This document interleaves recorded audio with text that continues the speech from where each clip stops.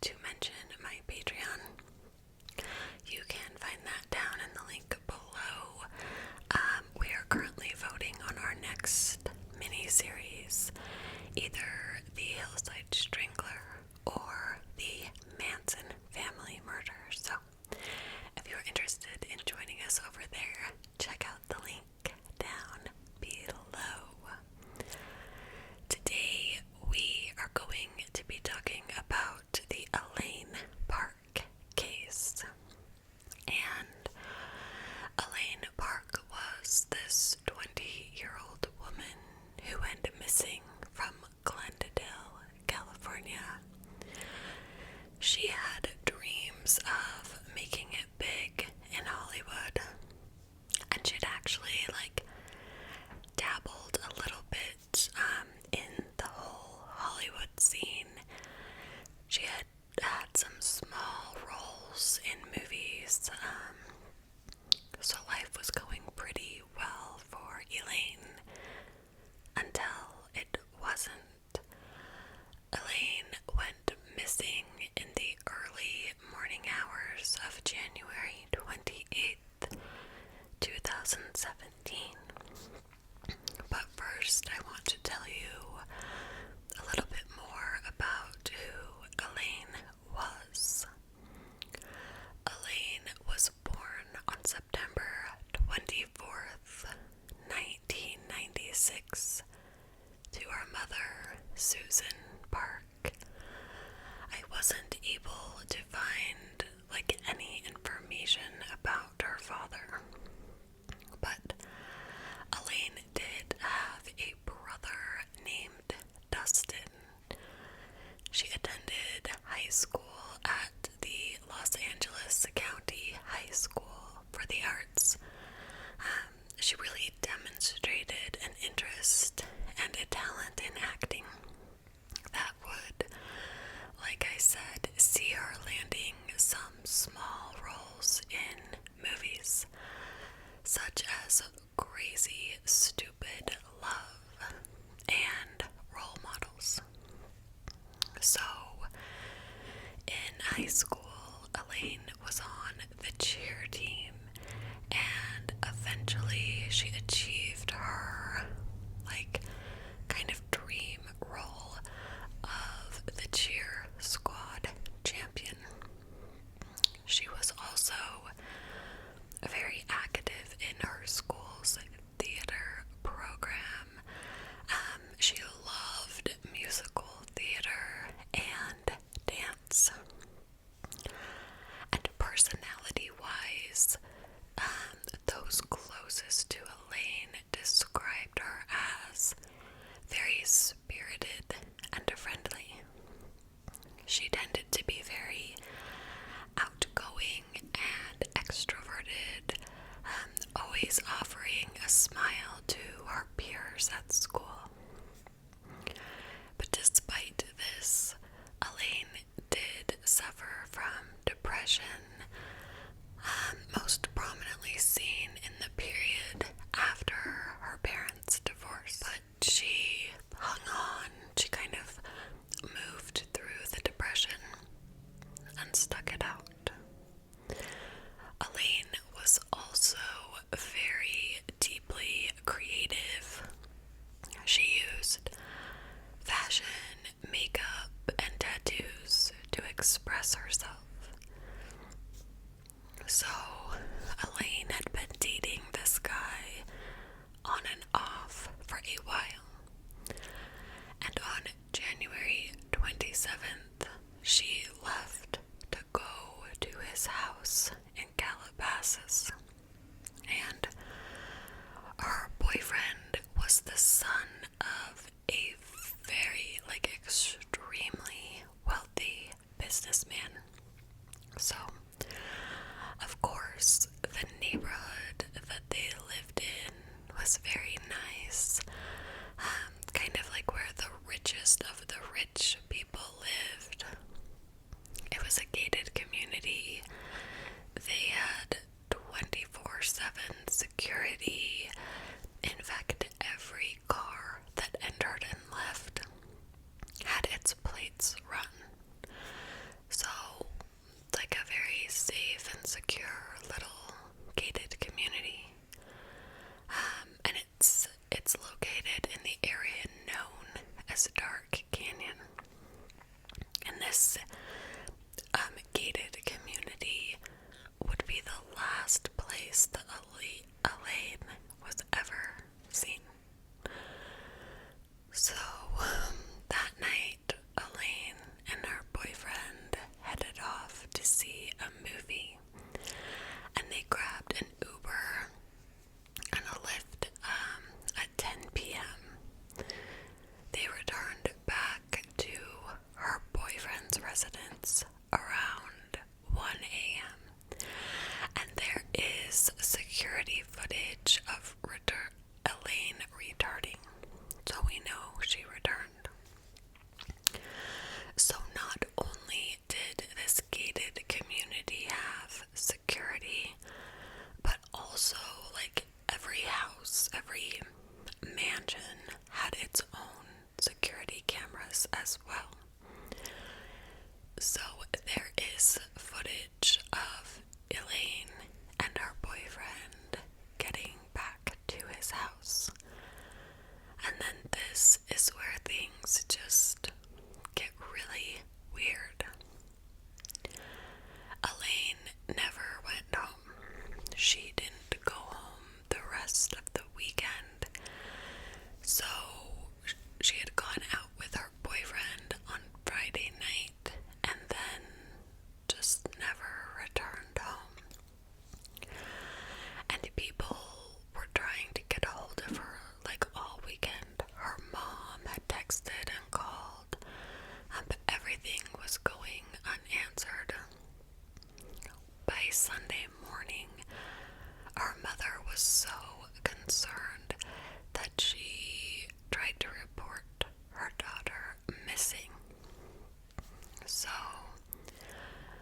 like we have seen in so many cases like this, the police didn't really take Elaine's missing persons report too seriously, at least in the beginning.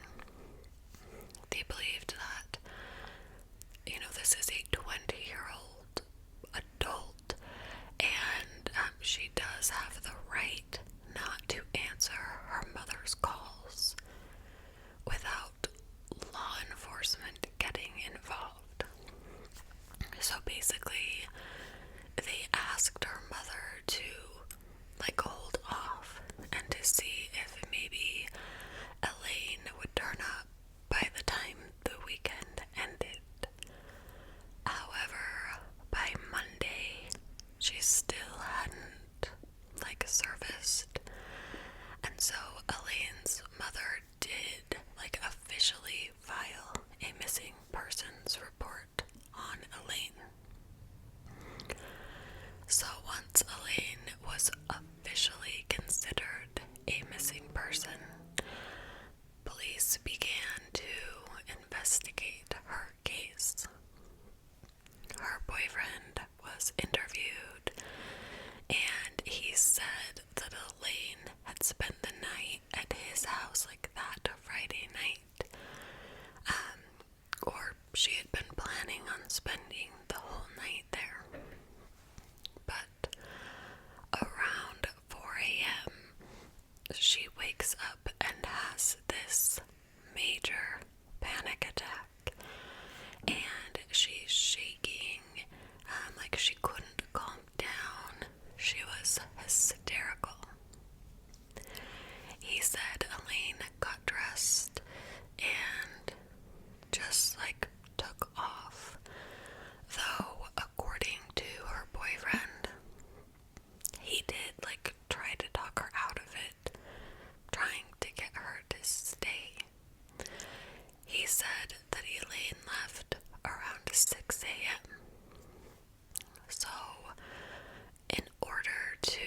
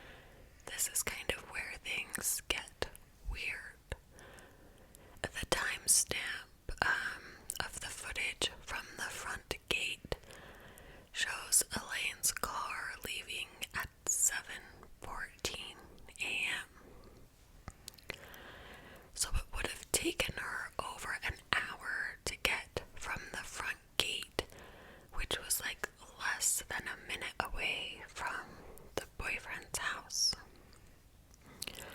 Now this discrepancy was kind of explained away. The investigators believed that maybe the security cameras at the front gate hadn't switched their time during daylight savings, which was 2 months earlier. And so they believe she had actually left through the front gate at 6:14 a.m., not at 7:14 a.m. And this is the last time Elaine is seen. 5 days after Elaine went missing, her car was found along the Pacific Coast Highway in Malibu, which is like 45 minutes away from her boyfriend's house.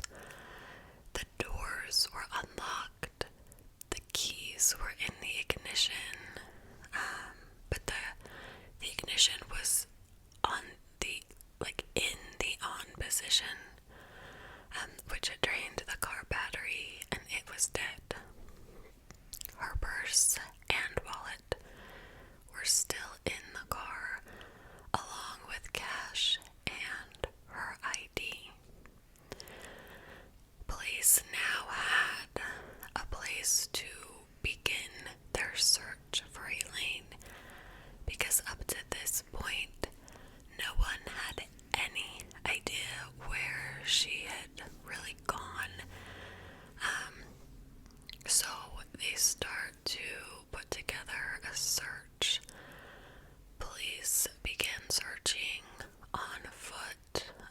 They brought in canines, helicopters, drones, ATVs, but nothing would come of these searches. Police towed Elaine's car to a forensics lab to have it processed, and there was nothing in the car that raised like any red flags. In fact, according to them, nothing in the car pointed to like any kind of signs of foul play.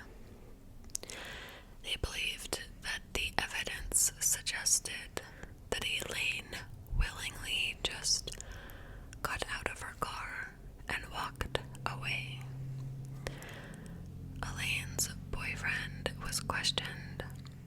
He was very cooperative, and he was ruled out as being involved very early on. His parents and the CCTV footage would confirm he hadn't left anywhere, like to go anywhere that night, although Elaine's mother believes he was involved in whatever happened to her daughter.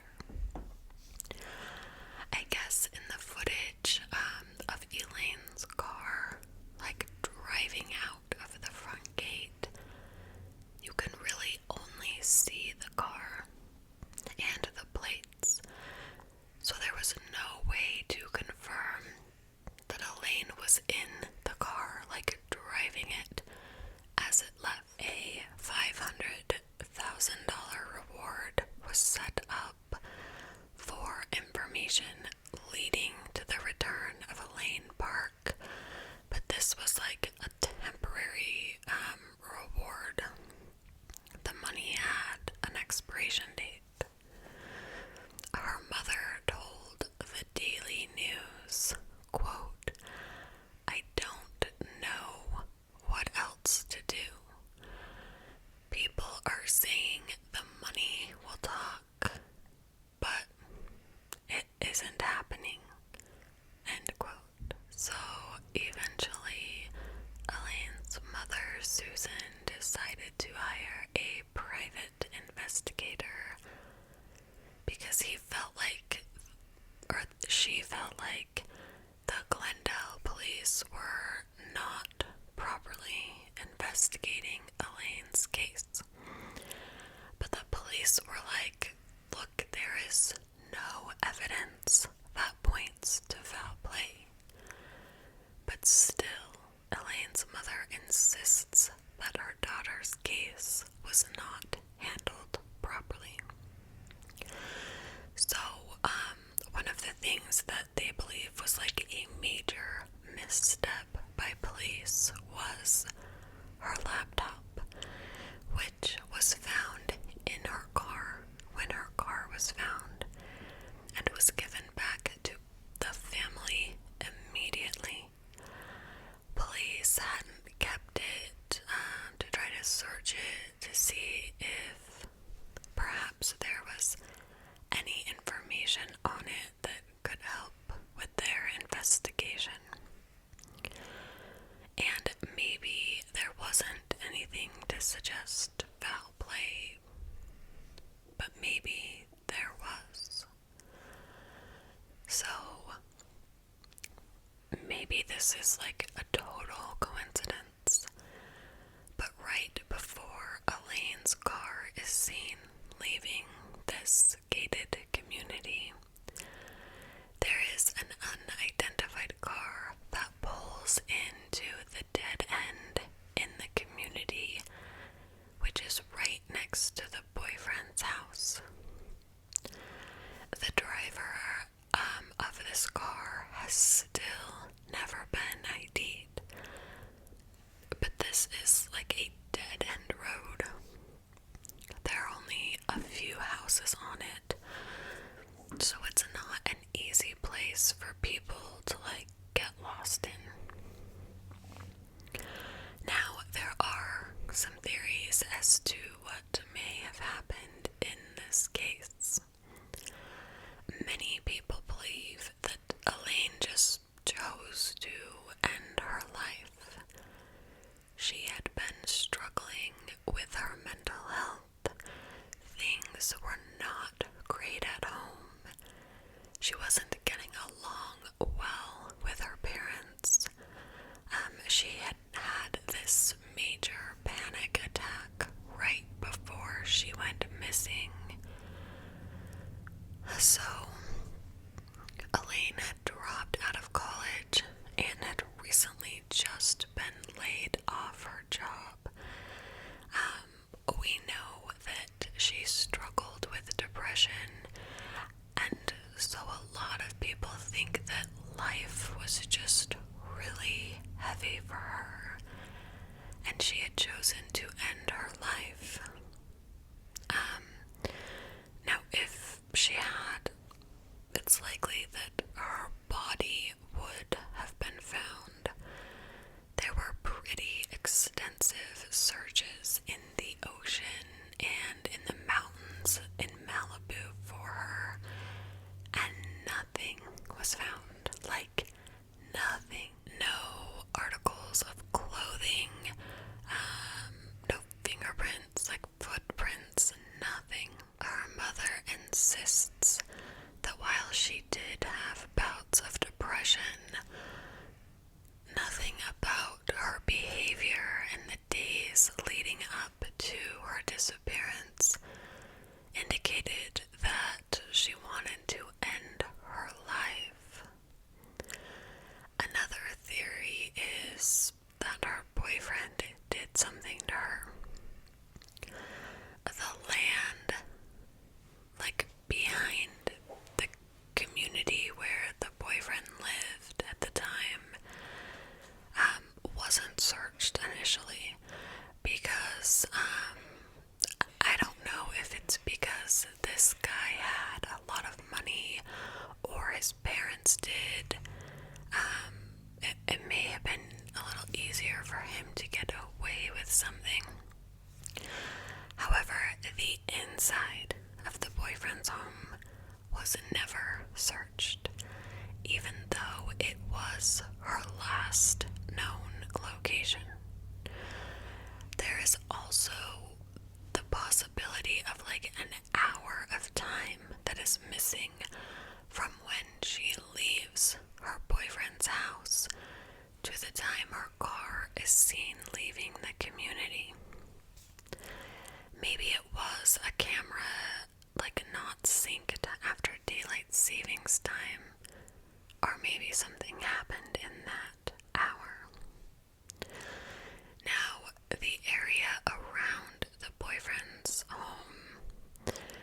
was eventually searched after police kind of caved to public pressure, but this was months after Elaine went missing, and critical evidence could have been lost or destroyed in those months.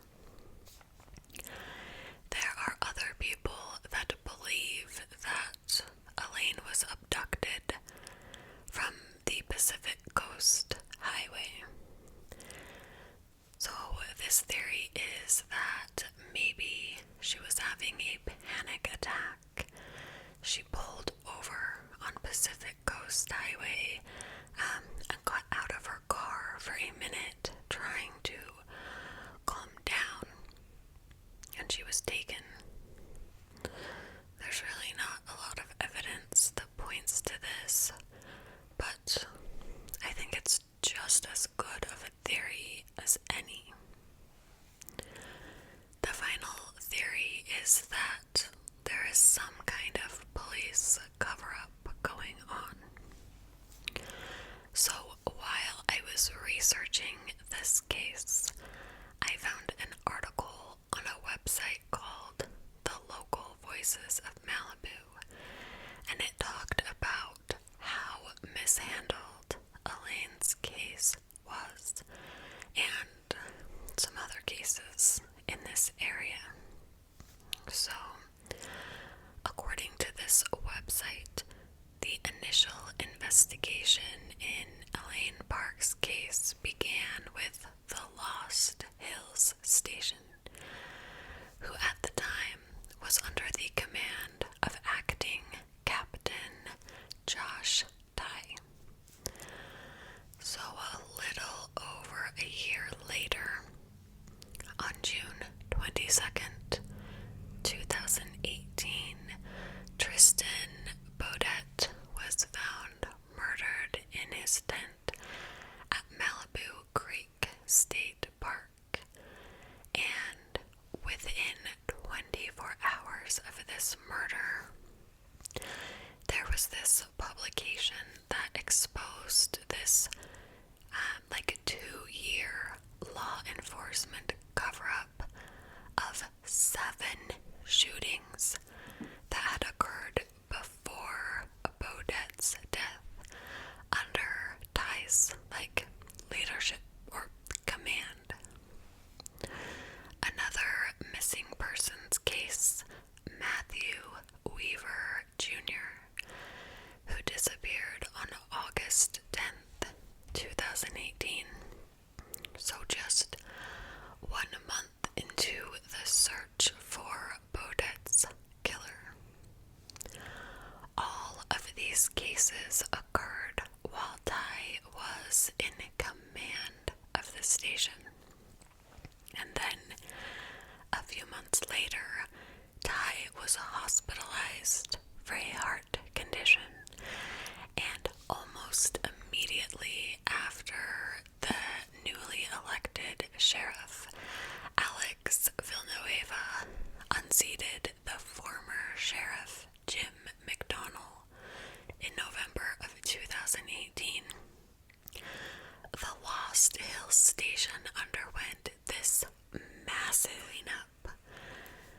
In January of 2019, after the county and state parks were served with a $90 million lawsuit filed by Bodette's widow, Erica Wu, and this was as a result of law enforcement's failure to warn the public about all of these shootings that were happening, and police were keeping very quiet.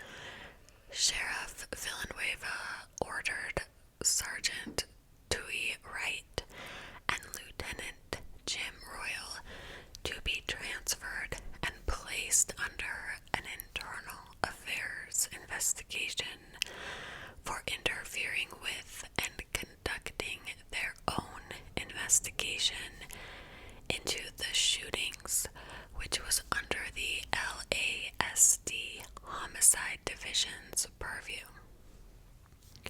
Additionally,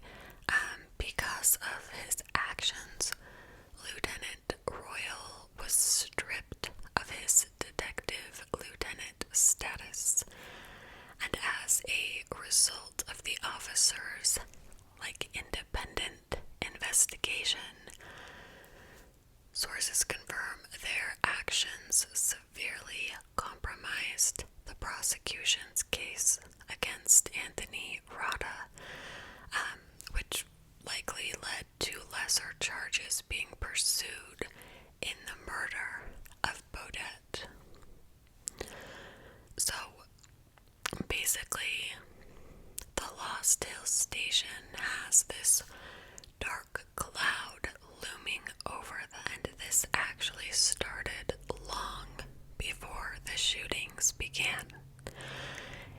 This dark cloud has been there since the disappearance of Matrice Richardson in 2019. Now, if you want to hear the entire story of Matrice Richardson's disappearance, I covered it on my podcast, and I will leave a link to that. But Matrice was arrested and then released from the station under suspicious circumstances shortly after midnight on September 17th. So she's released in the middle of the night. She has no money, no cell phone, no means of transportation to get her anywhere safely, even though her family had been in contact with deputies at the station to arrange a release and pickup for her. Matrice's partially mummified remains were found just 1.5 miles from where she was last reported seen, and it was 6 miles from the Lost Hills station. Sergeant Wright was the head of Malibu search and rescue during every one of these cases, dating back to the Richardson case, all of which have had serious issues with investigation protocols, search criteria, cover-ups, and also intentionally misleading the public and the media. So basically, this theory says that the police may have been involved in covering up Elaine's disappearance and possibly her murder, because they don't have a track record. So this is kind of it as far as the theories in this case go. A private family friend funded a reward of $25,000, and it is currently still available for any information as to Elaine's whereabouts, or the arrest, conviction of the person or persons responsible for her disappearance. And this is a no questions asked, completely anonymous process that will be handled entirely by the family. To submit tips or information, please click the link down below. I will add it to the description box. Then a further, a separate independent reward of $250,000 is also being offered for information as to Elaine's whereabouts or the arrest and conviction of person or persons responsible. If you know anything, no matter how small you think it may be, about Elaine's movements in the months leading up to her disappearance, or the circumstances surrounding her disappearance, or her current whereabouts, the family is asking that you get in touch with the police or the family as soon as possible. Elaine is a Korean American woman who is 5 feet 6 inches tall.